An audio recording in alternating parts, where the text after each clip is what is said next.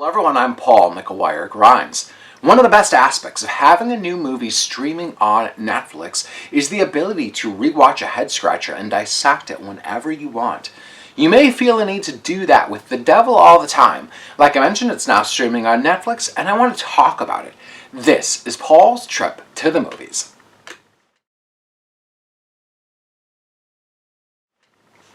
The Devil All the Time is a multi-generational ensemble film featuring Tom Holland at its center as Arvin Russell, who grew up an orphan after the tragic death of his parents.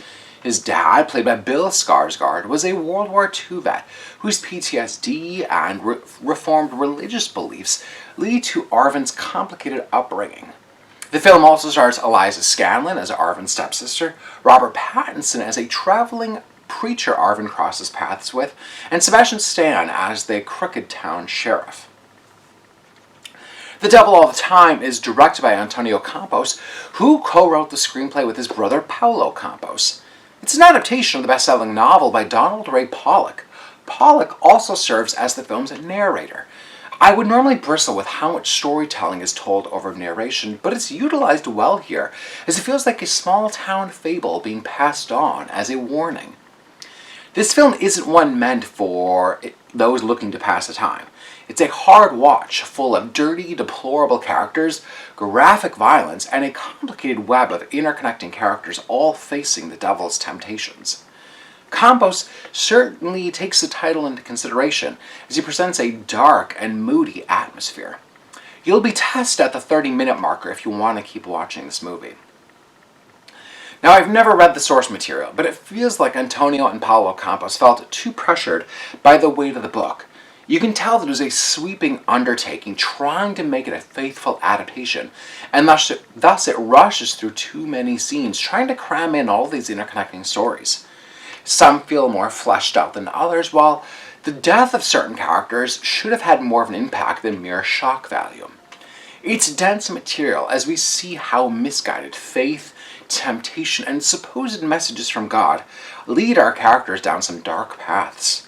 Tragedy befalls these characters time and time again, and it really never lets up within the film's 139-minute runtime.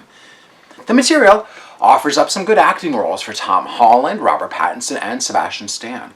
All three are known for larger, big-budget tentpole movies. Holland naturally comes with a youthful look that then gives Arvin a sense of lost innocence, forced to mature before he even knows how to. Holland is showing that he's far more than Spider-Man. The same can be said for his Marvel co-star Sebastian Stan, who's a far cry from a hero despite being a man of the law.